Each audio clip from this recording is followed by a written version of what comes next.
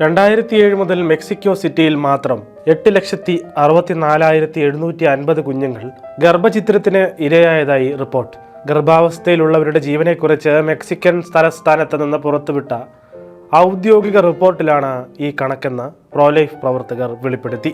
2018 മുതൽ 2024 വരെയുള്ള വെറും 6 വർഷത്തിനുള്ളിൽ 9 സംസ്ഥാനങ്ങളിൽ ഗർഭാവസ്ഥയുടെ 12 ആഴ്ച വരെ ഗർഭചിത്രം കുറ്റകരമല്ലാതാക്കുന്ന നിയമം പാസാക്കിയിരുന്നു.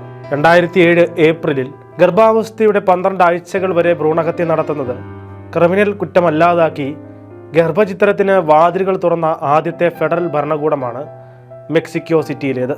9 ലക്ഷത്തോളം കുഞ്ഞുങ്ങളെ ക്രൂരമായി കൊലപ്പെടുത്തുവാൻ അനുവദിച്ച ഭരണകൂടത്തിനെതിരെ പ്രതിഷേധവുമായി പ്രോലൈഫ് സംഘടനകൾ രംഗത്ത് വന്നിട്ടുണ്ട്. ഗർഭചിത്രം ഒരവകാശമല്ല എന്ന ക്യാമ്പയിനിൽ ചേരാൻ പ്രോലൈഫ് സംഘടനകൾ പൊതുജനങ്ങളോട് ആഹ്വാനം ചെയ്തു. ക്യാമ്പയിനിൽ ഇതിനകം 9,000-ലധികം പേർ ഒപ്പിട്ടിട്ടുണ്ട്. നിയമസഭാംഗങ്ങൾ ജീവൻ സംരക്ഷിക്കണമെന്നാവശ്യപ്പെടുന്ന ആയിരക്കണക്കിന് മെക്സിക്കൻ ജനതയുടെ ശബ്ദവും ഇച്ഛാശക്തിയുമാണ് ഈ ഒപ്പിട്ടവരെന്ന് പ്രോലൈഫ് സന്നദ്ധ പ്രവർത്തകനായ അഡ്രിയാൻ മർട്ടഗോൺ പറഞ്ഞു. Signature collection, platform activate, civil association steps four life എന്നീ സംഘടനകൾ എല്ലാ വർഷവും മെക്സിക്കൻ തലസ്ഥാനത്ത് ജീവന് വേണ്ടി മാർച്ച് സംഘടിപ്പിക്കുന്നുണ്ട്. സെപ്റ്റംബർ 26-ന് മെക്സിക്കോ സിറ്റി ലെജിസ്ലേറ്റീവ് അസംബ്ലിക്ക് മുന്നിൽ സംഘടനകൾ പ്രകടനം നടത്തിയിരുന്നു.